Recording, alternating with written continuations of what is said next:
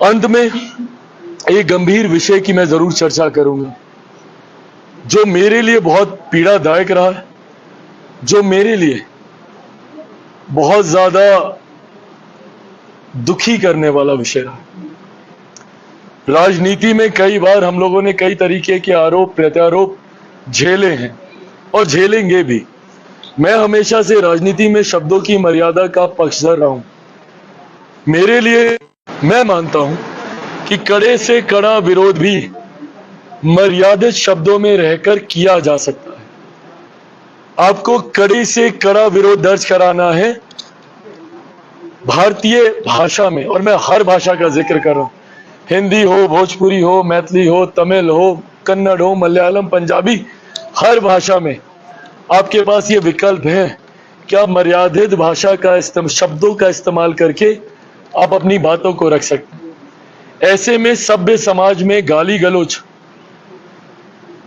की कहीं पर भी कोई गुंजाइश नहीं है। सभ्य समाज में गाली गलौज का इस्तेमाल करना कतई उचित नहीं, और वो भी ऐसे लोगों के लिए जो कि सार्वजनिक जीवन में भी नहीं है, जो कि राजनीतिक जीवन में नहीं है।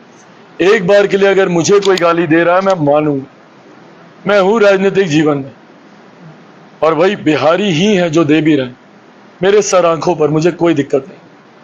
पर हाँ, कोई मेरे परिवार को गाली देगा, ये मुझे नहीं लगता कि कोई भी पारिवारिक व्यक्ति इस बात को बर्दाश्त करे। हम सब परिवार से आते हैं, हमारे घर में सबकी माएँ हैं, सबकी बहनें हैं, अपनी मुंह बोली जो भी हैं। हम सब कहीं ना कहीं महिलाओं के आसपास पले बढ़े हैं, और मैं मानता हूं और हर मन से मैं कहता हूं, महिलाएं आधी आबादी हैं, सृष्टि की जननी है महिलाएं। महिलाएं ना हो तो ये सृष्टि रुक जाएगी, थम जाएगी। पर कुछ राजनीतिक दलों की आदत बन गई है महिलाओं को अपमानित करना। 90 का वो दशक भी हम लोगों ने देखा, और अब मैं नाम लेके बोल रहा हूं, मैं राष्ट्रीय जनता दल की बात कर रहा हूं। इन लोग की आदत बन गई है महिलाओं को अपमानित करना, मां बहन बेटियों को अपमानित करना। और यही कारण रहा कि 90 के दशक में जो पलायन हुआ, लोगों ने अपने इज्जत, अपने स्वाभिमान को बचाने के लिए लोगों को बिहार छोड़कर जाना पड़ा, और आज भी वही शैली देखने को मिलती है। उसी तरीके की भाषा का इस्तेमाल किया जाता है, उसी शब्दावली का इस्तेमाल किया जाता है, और जिस तरीके से मां बहन को गाली दी जाती है, और वो भी तब जब उनके दल के सबसे बड़े नेता उस मंच पे मौजूद रहते हैं। तकलीफ मुझे इस बात की भी है कि उस मंच पे मेरा छोटा भाई तेजस्वी मौजूद थे। मां सिर्फ वो मेरी ही नहीं, उनकी भी है। जो पारिवारिक रिश्ता है, मेरे ऊपर तो कई बार आरोप भी लगते हैं इसी बात के कि मैं लालू परिवार से मैं बहुत ज्यादा पारिवारिक रिश्ते निभाता हूं। जो है वो है, और मैंने कभी इस बात को छुपाया नहीं। मेरे नेता, मेरे पिता आदरणीय रामविलास पासवान जी का वो संबंध आदरणीय लालू जी के साथ रहा है। दोनों समकक्ष रहे हैं, साथी रहे हैं, सहयोगी रहे हैं। बचपन में हम तेजस्वी साथ खेले हैं, वो रिश्ता रहा है हम दोनों के परिवार के बीच।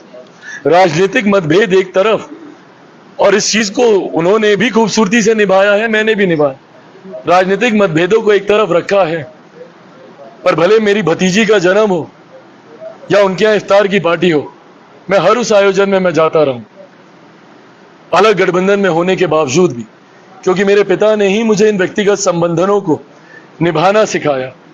पर ऐसे में जब उन्हीं के सामने मेरे परिवार के लोगों को गाली दी जाती है, मैं अगर उनकी जगह होता, मैं अगर तेजस्वी जी की जगह होता और कोई उनके परिवार को ऐसे गाली देता, मैं मुंह तोड़ जवाब देता, उसी वक्त देता। राजनीति एक तरफ है, मेरे लिए आदरणीय राबड़ी देवी जी भी मेरी ही मां है, और मैं कतई फर्क नहीं करूंगा उनमें और अपनी मां में। मेरे लिए उनका सम्मान उतना ही है जितना मेरी अपनी मां का है। मेरे लिए मीसा दी हो या मेरी तमाम और बहनें उनके परिवार की, उनके लिए वही सम्मान है जो मेरा मेरी अपनी बहनों के लिए। राजनीतिक लड़ाई में राजनीतिक मंच पे लड़ूंगा और डट कर लड़ूंगा, पर अगर मेरे सामने कोई मेरी मां राबड़ी देवी जी को ऐसा बोलता, मैं मुंह तोड़ जवाब देता हूं। पर उसके बावजूद वो वहां पर खड़े रहे, सुनते रहे, एक शब्द उन्होंने बोलना जरूरी नहीं समझा। तो ये याद दिलाता है उसी दौर की, जिस दौर की याद लोगों को ना आए। मेरे छोटे भाई ने अपने पिता की तस्वीर हटा दी थी 2020 के चुनाव में। लोगों को जंगल राज की याद ना आए, उन्होंने तमाम बैनर पोस्टर होर्डिंग से अपने ही पिता की तस्वीर हटा दी थी। क्यों? क्योंकि वो एक नई छवि बनाना चाहते थे। पर अफसोस मेरा छोटा भाई कभी ऐसे नई छवि नहीं बना पाएंगे। अगर उन्हीं के सामने बहन बेटियों को इस तरीके से अपमानित किया जाएगा। और ताज्जुब होता है मुझे उनकी पार्टी की प्रत्याशी को लेकर। आप भी महिला हैं। कुछ दिनों पहले उनके कुछ वीडियोस मेरे पास आए, मेरे पार्टी के लोग यहां बैठे हैं, एक शब्द मैंने नहीं बोला उसके ऊपर। वो उनकी पर्सनल, और मैं अभी भी मैं कहता हूं वो उनकी व्यक्तिगत जिंदगी है, जो करना है स्वतंत्र है हर व्यक्ति। पर ऐसे में जब वो उस मंच पर खड़ी हैं, भाई आप भी किसी की बेटी हैं, आप भी किसी की बहन होंगी, आपके घर में भी लक्ष्मी होगी या लक्ष्मी आएगी या परिवार में होगी। ऐसे में आपके सामने एक महिला को बेइज्जत किया जा रहा है और आप खामोशी